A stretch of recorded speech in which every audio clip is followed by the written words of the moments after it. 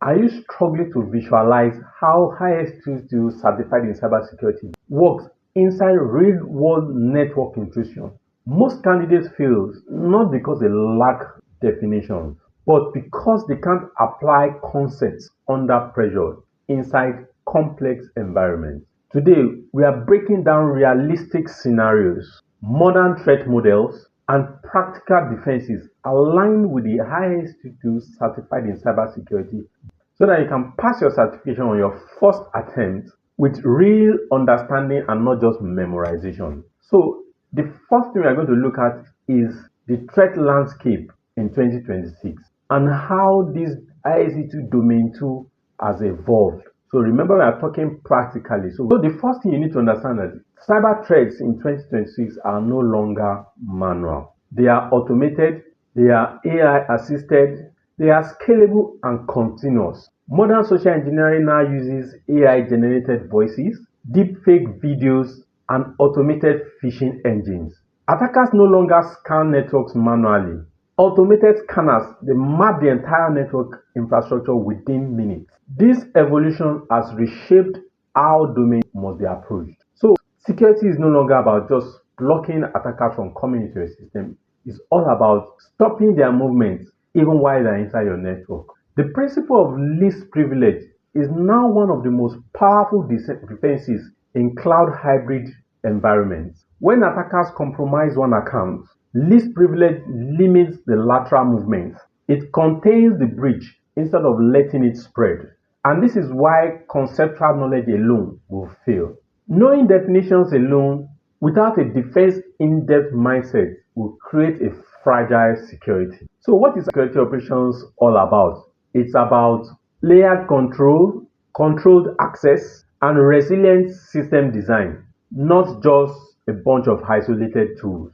Let us walk through a realistic multi-stage breach.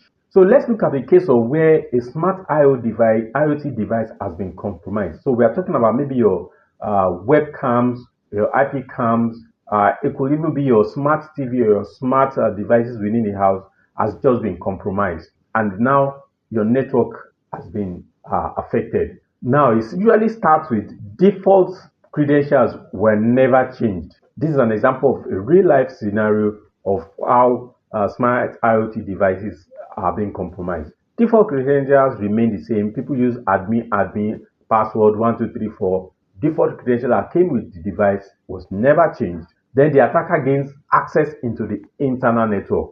And from there, credential harvesting begins. Memory scraping, session hijacking, password reuse exploitation.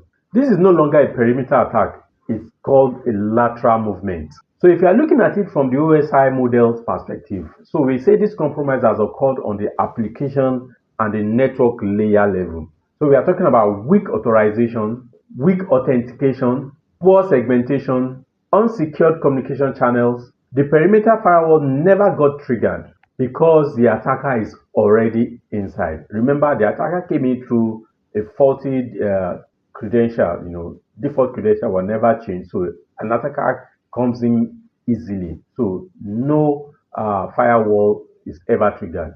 At this point, logging systems now becomes very critical. Authentication logs reveals abnormal login patterns. Network log shows unusual east-west traffic. So when I mean east-west traffic, I mean lateral movement traffic.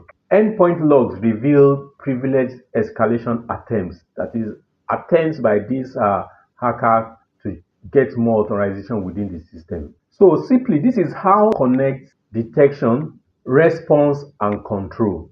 Not by just guessing, but by traceability. So we're talking about looking at the logs. ISC2 talking about teaching us or emphasizing the fact that you are looking at logs now, and you're able to connect, how you detect incidents of compromise or detecting compromise in the system and how you respond and how you also control the situation. Before we go ahead, if this video is helping you in any way to understand better the concept of domain ISC2 Certified in Cybersecurity, please like, share, and subscribe to this channel before we move on to the other section. Another key part of ISC2 in realistic or practical environment is the AI vulnerability and remediation. So So this is where the response phase begins. AI diagnostic tool analyzes vulnerabilities. Not all alerts are critical. Not all risks are equal. Risk-based prioritization becomes the focus at this point. So, and how do you rank this critical vulnerability that you find or that the AI tool is finding in the system? We are looking at exploitability, we are looking at exposure level, the business impact, and the lateral movement potential of the compromise. So the system filters out what we call the false positives, that is those alerts that are there but they are false. It reduces the noise and response becomes strategic and not just reacting to everything you see. Now you're able to map the controls. And when we are talking about controls in ISC2, we are looking about different types of controls. We are talking about administrative controls, technical controls, and physical controls. So let's look at administrative controls. So we are looking at security policies, access governance, incident response procedures. And when we are talking about technical controls, we are looking at patch management, network segmentation, endpoint protection, access control systems. Then we move into physical controls. Under physical controls, we are looking at device security, that is physical security that you put around your devices that you make use of, like using the cables to lock your system to its desk, ensuring strong doors, covering your server rooms. These are examples of physical controls around your devices. Then we are looking at infrastructure access. So this is where you are looking at the kind of turnstable kind of access. You're talking about bollards, you're talking about things that restrict physical movement. You're looking at entry whereby you need to scan your cards properly before you enter. And then we are looking at endpoint protection. And this gives you an holistic security, not just isolated tools. So now let's look at how to enforce this modern access control method. So we are talking about security operations in 2026. How do you implement security? How do you implement this modern access control method? At this point, security is shifting to prevention, right? Shifting from tackling what has already happened into prevention. And the first type of access control we are looking at is discretionary access control. And discretionary access control is talking about allowing user level permissions decisions. That is, the level of a user within the organization determines what that user can do within the network or within the system. When we are looking at another form of control, it is mandatory access control. This enforces centralized policy authority. That is a policy of the organization, cybersecurity policy that have been put in place. Enforcing it is done via this mandatory access controls. That is, these are mandatory controls that you must apply.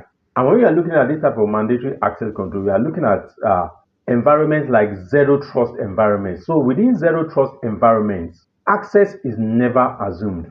Every request is verified, every session is validated, every action is logged. Then we look at role-based access control as a containment tool. So while enforcing modern access control, we are talking in the role-based, as we talk about discretionary access control, we talk about mandatory access control. Now looking at the role-based access control, this is a form of containment because users can only access what they need within the network or what they need for their job. So compromised accounts have limited impact. That is, if an account is compromised, it will not affect the account of someone in the control section or in the credit department. Also, in enforcing modern access control, authentication is now adaptive to every situation or to every context you find yourself in. And here we are talking about multi-factor authentication, device trust verification, location-based access, that is limiting access to certain things based on the location from which you are connecting to it. If you are located outside a particular region, you may not be allowed access to certain resources. Behavior-based validation, that is how your system is behaving, the kind of things you are doing. The AI tool or the tool analyze the kind of files, the way the timing, certain things about the user. The behavior of the user is used to determine or to validate what the user can do or what the user can access. So security becomes contextual and not just static. That is, you can't just copy security from one environment and just dump it in an environment and implement. It has to be based on the context within the environment in which you're operating. And this is finally, let's look at exam strategy and scenario thinking or scenario synthesis. So we need to look at how to connect all we have been saying into an exam setting when you are writing your ISC2 Certified in Cybersecurity exam. I believe a 2026 exam style will not be asking you for definitions first. It will present you a scenario, then it will ask you for the best control. It will ask you for the most effective response you can give to such scenarios. And then it will ask you for the highest impact solution that you can implement within such scenarios. So distracting answers among the options that you have, they will look correct, but they will fail when it comes to real world implementation of the logic. When you are looking at correct answers in the exam, correct answers will look like limiting the blast radius, that is limiting the radius, the areas that the compromise or the scenario or the attack can affect, reducing the lateral movement of whatever compromise has happened. A correct answer will strengthen layered defense. A correct answer will improve detection and response. And a correct answer will align with risk-based thinking. So in ISC2 domain, your mental model must shift from memorization into decision making. ISC2 CC is not just about tools, it's about judgment. So finally, let's look at certain keywords that we have mentioned and that you should look out for for practical experience in cybersecurity domain. Terminologies like least privilege, defense in depth, zero trust, risk-based prioritization, access control models, authentication factors, network segmentation, monitoring and logging, incident response, control integration. So if you want to pass your ISC2 Certified in Cybersecurity exam in 2026, especially in one attempt, you need to stop looking at definitions and start studying scenarios. Train your thinking, train your logic, and train your decision making. So if this has helped you to understand Domain 2 at a deeper level, please like, share, and subscribe to this channel. Ensure you share this video with other candidates who are sitting or preparing for ISC Certified in Cybersecurity, or people who are just beginners who want to just understand the fundamentals of what they are learning in cybersecurity. And also ensure you subscribe for more realistic certification training content here, because real cybersecurity thinking is what passes real exams. And here we're helping you to build a real cybersecurity thinking.